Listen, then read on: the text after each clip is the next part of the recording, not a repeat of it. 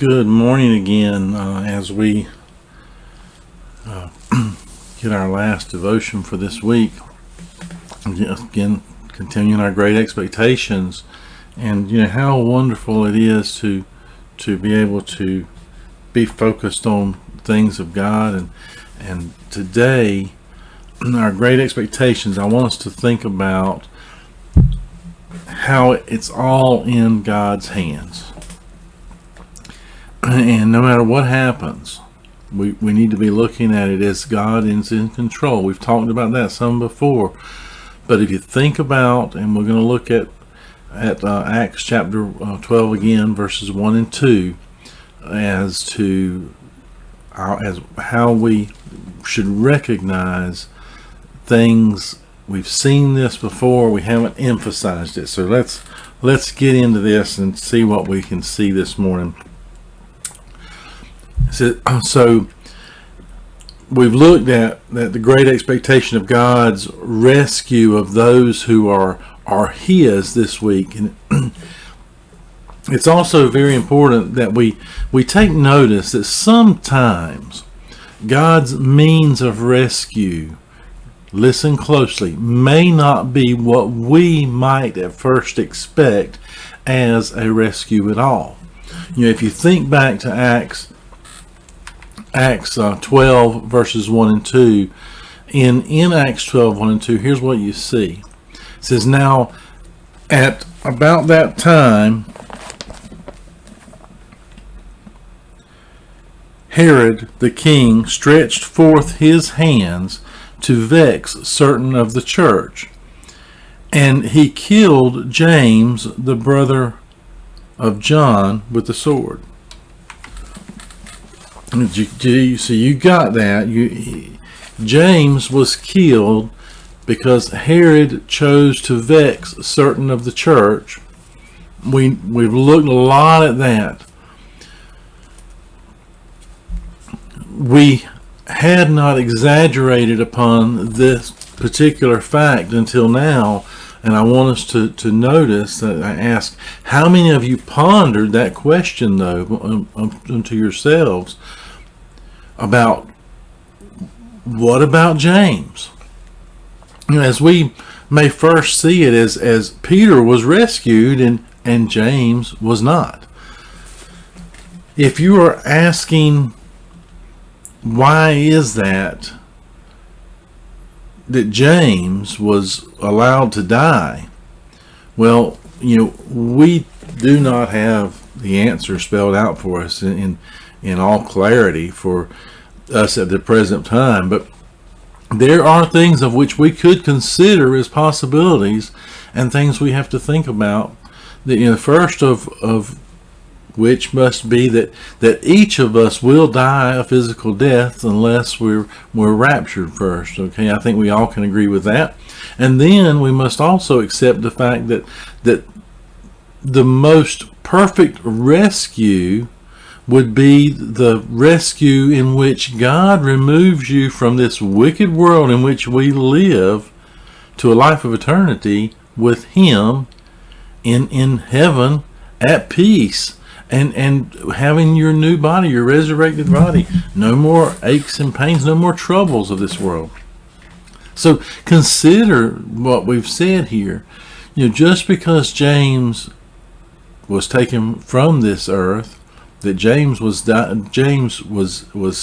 executed, that it appears that Herod's evil plot succeeded, doesn't mean that is the truth. In fact, God's plan was always at work. And I'm sure if you ponder it and pray over it, you can see how all of it played into God's plan.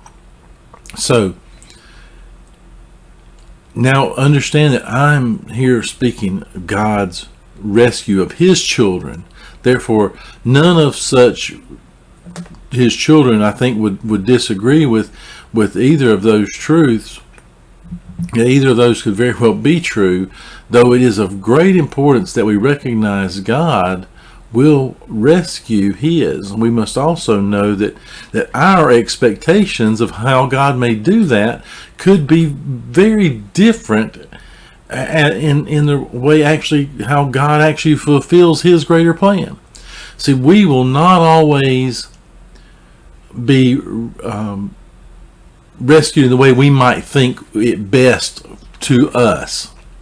God's method of rescuing you may not seem like a rescue at all to you, as you may be focused on things of the fleshly side.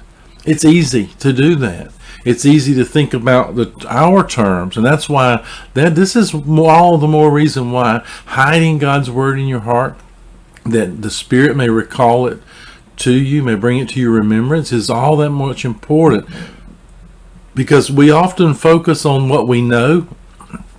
So you have options that you consider. What we fail to do many times is actually consider what may be best in God's eyes, because we don't know enough about God, because we don't have the relationship strong enough with God to know enough about God. And this, in no way does this mean that God could not or would not accomplish that which you would have seen as more a rescue in your eyes. It means that God's plans and your plans were not the same. And that's why we need to think about things. Besides, if you'll consider the other lessons we have learned, if we've learned from them, we should be able to begin thinking in the terms of how much easier it becomes to grow in your faith and to be thus continually learning to trust and honor God more when we're not fully delivered especially by things that make it look like man delivered us from. It's easy to misinterpret where our deliverance come from, what we were delivered from, and who actually delivered us. If we don't trust that God was the one, we may say the doctor gave us their deliverance. We may say the doctor freed us from cancer. Well, I tell you, God allowed that medication, the ability for that doctor to do what he did. Without God allowing that to have happened, it would have never happened. So man may think, I created this medicine, I created this vaccine. Without God had allowed that man to be born, and without God allowing him to do so, he would have never created that medication. God is in control of all things. And thus, we've talked about even how he uses those who don't trust him to his good, to his glory. And oftentimes they're thinking in terms of themselves. They're not thinking in terms of God at all. But reality is he uses he uses everyone that his greater will be accomplished. So when we are not delivered again in the method that we might think or might have thought that we should have been, it should make it easier for us to begin to trust God if we look at it as, so my plans didn't work out, but still God delivered me. God provided a way of escape. Maybe it wasn't the way I thought was best, but it's what God thought was best. Change your perspective on things.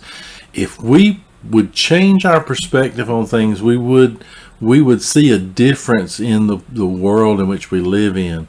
And I mean it because the perspective that most people have is a negative perspective. And if things don't go their way, it all is wrong. No. If things don't go your way, it means your plans and God's plans aren't lining up together.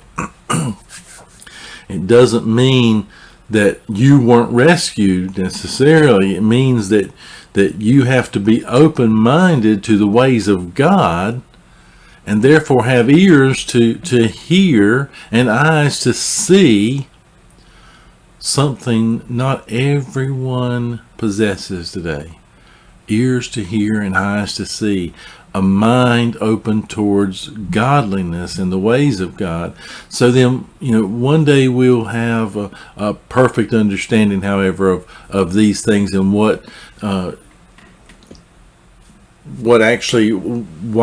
these things happen that we don't understand. But right now, we just have to wait until that day. Our expectations should be focused on God, and for me, I pray that you will take in God's perspective, knowing that all that He does, everything that He does, and all that He allows, it's all a part of His most perfect plan. And so don't groan and complain. Don't be moping around and pouting because it didn't go your way. Don't be complaining to everybody because things didn't go your way. When you know that you know what God's way should be, and things are not going God's way, things are going downhill, you need to be speaking out about that. You don't need to be griping and complaining about it, but you need to be telling the truth as God has given it out and God has laid it out. God has a reason for always doing things His way. You ever thought about that? What sometimes when things don't work our way is because God is doing it His way. And that can be one of those most difficult things for us to accept because we thought that we were doing it God's way too. Now, it's not always true. A lot of times we get distracted, we get misled, and we want to do it our way, even though we weren't claiming to be doing it our way. So in that, you should find peace and joy and happiness and love and a reason to be cheerful and thankful for what God has already done in your life. Even though it didn't go your way. Think about that. Pray about that. God has great things planned for you. Are you really expecting great things from God? Hope you have a wonderful and blessed day.